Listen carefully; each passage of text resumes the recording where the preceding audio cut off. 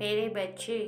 मैं तुम्हारी माँ वैष्णो तुम्हें बताना चाहती हूँ कि तुम्हारे जीवन में एक ऐसी घटना होने वाली है जिस घटना से तुम्हें स्वयं की रक्षा करनी होगी। यह सत्य है कि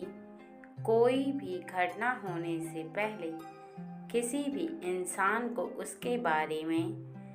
आभास नहीं हो पाता। लेकिन एक बात को तुम बहुत अच्छे से समझ लो कि तुम्हारे हृदय को हर बात का आभास होता है। अर्थात जीवन में कभी भी कोई भी घटना हो, बुरी हो या अच्छी हो,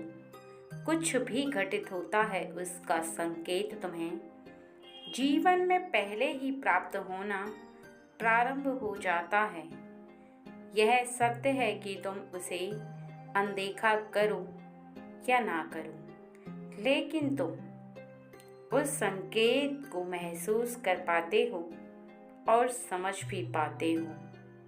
लेकिन कई बार किसी ऐसे संकेत को मिलने के पश्चात भी और जानने के पश्चात भी तुम उसे अपने हृदय में विराजमान ना तो कर पाते हो और ना कि तुम इस बात पर विश्वास करते हो कि तुम्हारे जीवन में जो हो रहा है उसका कारण क्या है, क्यों हो रहा है तुम्हें ऐसा महसूस। जो हो रहा है तुम्हारे जीवन में वो तुम्हें आभास अवश्य ही कराता है कि तुम्हारे लिए सही है या तुम्हारे लिए सही नहीं है, क्योंकि होने वाले कार्यों का भी तुम्हें आभास हो पाता है और आने वाले समय का भी तुम्हें आभास हो पाता है। पूर्ण रूप से ज्ञात होना संभव नहीं, लेकिन तुम्हें संकेत मिलना संभव भी है और ऐसा होता भी है कि तुम्हारे जीवन में यदि कुछ अच्छा होता है तब भी, और यदि कुछ घटना होने वाली होती है तब भी। और इस बात को भी भली भांति समझ लो कि घटना कैसी भी हो, अच्छी हो या बुरी हो, तुम्हारे जीवन पर क्या प्रभाव डालती है, ये जब तुम्हारे ऊपर घट जाती है तब इसका असर तुम्हें अपने जीवन में देखने के लिए मिलता है।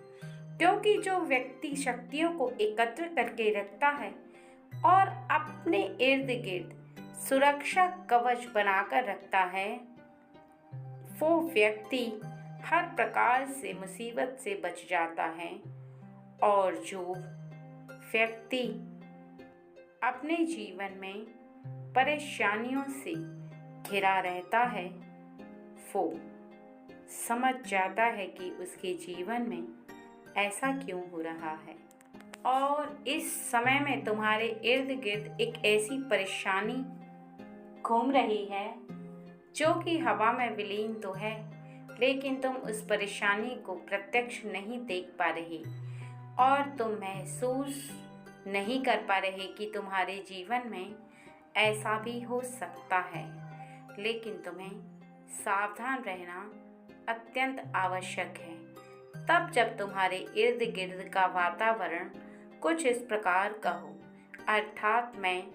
तुमसे किस परेशानी के बारे में कह रही हूँ उस बात को ध्यान दो मेरे बच्चे। समझो इस बात को कि तुम्हारे जीवन में कौन सी वो घटना है जो हो सकती है और किस प्रकार की वो घटना है जिससे तुम्हें स्वयं को बचाना होगा। जो गर्म हवाएं तुम्हारे शरीर को स्पर्श कर रही हैं तुम्हें इस बात का आभास करा रही हैं कि तुम्हारे जीवन में क्या हो रहा है। तुम उसे भली भांति समझ रहे हो और जान भी रहे हो कि तुम्हारे इर्द गिर्द का वातावरण बिल्कुल भी सही नहीं है, लेकिन फिर भी तुम कुछ न कुछ कहीं न कहीं लापरवाही कर रहे हो। तुम्हारा स्वास्थ्य भी बिगड़ सकता है और तुम्हारी तबीयत भी खराब हो सकती है, क्योंकि ये गर्म हवाएं तुम्हारे शरीर को कमज़ोर कर रही हैं और तुम्हें दुर्बल बना रही हैं। तुम प्रतिदिन अपने कार्यों में इतने व्यस्त हो रहे हो कि तुम्हें इस बात का आभास ही नहीं हो पा रहा कि तुम्हारी सेहत पर इस गर्म हवा का और पड़ने वाली इस गर्मी का बहुत ही ज़्यादा गलत प्रभाव हो सकता है और तुम्हारी तबीयत ज़्यादा बिगड़ सकती है मेरे बच्चे। तुम बस केवल अपने काम में बहुत ज़्यादा व्यस्त होने के कारण ध्यान नहीं दे पा रहे, लेकिन मैं तुम्हें समझाने आई हूँ क्योंकि मैं एक माँ हूँ मेरे बच्चे, और मुझे तुम्हारी फिक्र में बहुत ही ज़्यादा चिंता लगी हुई है कि तुम्हारे जीवन में तुम्हारे सामने कोई समस्या खड़ी ना हो। मैं चाहती हूँ कि तुम्हारा जीवन एकदम सुरक्षित रहे और तुम्हारे जीवन में तुम्हारे इर्द गिर्द आने वाली परेशानी तुमसे कोसों दूर रहे। इसलिए मैं तुम्हारी पूर्ण रक्षा कर रही हूँ और तुम्हें इस बात को पूर्ण रूप से अवगत कराना चाहती हूँ कि अपनी रक्षा करना सीखो। सीखो इस बात को समझना कि तुम्हारे जीवन में तुम्हारा स्वास्थ्य सही है तो पूरा संसार तुम्हारे साथ है, और यदि तुम्हारा स्वास्थ्य बिगड़ गया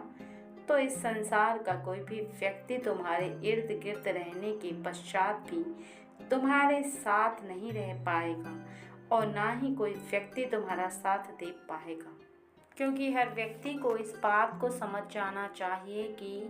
यदि वह अपने स्वास्थ्य का रखवाला खुद होकर अपने स्वास्थ्य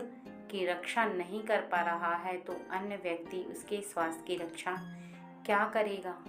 और कैसे तुम्हारी रक्षा करेगा। कोई भी व्यक्ति तुम्हारे इर्द गिर्द रहकर तुम्हें कैसे बचाएगा। तुम्हें समझाया जा सकता है, लेकिन तुम्हें अपनी रक्षा स्वयं करनी होगी। मुसीबतों से स्वयं लड़ना होगा और अपने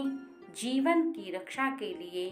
तुम्हें स्वयं की देखरेख स्वयं करनी होगी। कुछ इस प्रकार का अन्न खाओ जिससे कि तुम्हारी सेहत पर बुरा प्रभाव ना पड़े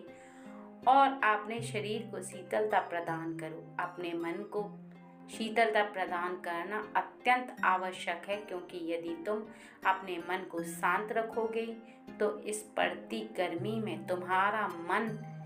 शांत रहकर तुम्हें आराम भी देगा और तुम्हारे शरीर को भी आराम महसूस करवाएगा। और यदि तुमने अपने जीवन में स्वयं की रक्षा नहीं की तो तुम मुसीबतों से घिर जाओगे और परेशानी तुम्हें अपने इर्द गिर्द घेर लेगी, चपेट में लेगी तुम्हें तुम्हारी परेशानी, और फिर तुम चाहकर भी उस परेशानी से ना तो बाहर निकल सकते हो और ना ही तुम शीघ्र ही उससे छुटकारा पा सकते हो।